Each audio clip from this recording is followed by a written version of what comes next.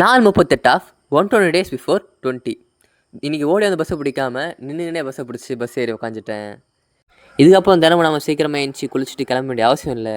ஏன்னா இனியும் நமக்கு டிரைவிங் கிளாஸ் முடியுது. இந்த 5 நாள் எப்படி போச்சுன்னே தெரியல. ஒரே ஃபன்னாக ஜாலியாக தான் போச்சு. எங்கள் சார் வண்டியை மட்டும் ஓட்ட சொல்லி தரல, எங்களையும் ஓட்டியிருந்தார், ரோட்டில் போகிற எல்லாரையும் ஓட்டியிருந்தார். அப்படியே ஜாலியாக இந்த டிரைவிங் கிளாஸ் முடிஞ்சிடுச்சு. எல்லாருக்கும் போகும்போது அட்வைஸ் போட்டு வர ஆரம்பித்தார். எல்லாருக்கும் டாட்டா சொல்லிட்டு அப்படியே பஸ் ஏறி வீட்டுக்கு வந்துட்டேன். காலைலேருந்து சாயங்காலம் வரைக்கும் நமக்கு எந்த வேலையும் இல்லை. சாயங்காலம் ஜிம்முக்கு கிளம்பி போக வேண்டியதான். போய் பஸ் ஸ்டாண்டில் பஸ்ஸுக்காக வெயிட்டிங். எங்கள் ஊரில் 1/2 மணி நேரத்துக்கு ஒரு தடவை பஸ் வரும். ஆனால் நான் போய் என்ன மட்டும் 1 மணி நேரம் ஆனாலும் பஸ்ஸே வர மாட்டேது. என்ன பண்ணுறதுன்னு தெரில. ஒரு மணி நேரம் கழிச்சு பஸ் வந்துச்சு. அதில் ஏறி ஜிம் வந்து சேர்ந்துட்டேன். இன்றைக்கி நமக்கு பேக் ஒர்க் அவுட்டு.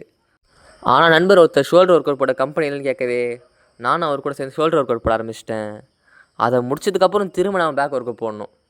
ஜிம்முக்காரவங்களை கேட்டேன், எதுக்கு ப்ரோ ஜிம்முக்கு வரீங்க? அவங்க சொல்கிற ஆன்சர் வந்து நான் வெயிட் ஏற்ற வரேன், வெயிட் குறைக்க வரேன். ரெண்டாவது சொல்கிறது இங்கே வந்தால் கொஞ்சம் நேரம் நிம்மதியாகுது, பீஸ்ஃபுல்லாகுதுன்றாங்க. இதுலேருந்து நமக்கு என்ன தெரியுது? ஜிம்முன்றது ஃபிசிக்கல் ஃபிட்னஸ்க்கான இடம் மட்டும் இல்லை, மென்டல் ஃபிட்னஸ்க்கான இடமும் தான். ஒரு பெரியவங்க என்ன சொல்லிக்கிறாங்கன்னா, ப்ரையாரிட்டைஸ் பீஸ் ஓவர் கேஸ்ன்னு நினைக்கிறாங்க. அப்படின்னா என்னென்னா, உங்கள் மன நிம்மதியை முன்னிலைப்படுத்துங்கன்னு அர்த்தம். சரி, சந்தோஷமாக இருங்க. நாளைக்கு பார்க்குறேன். பாய்.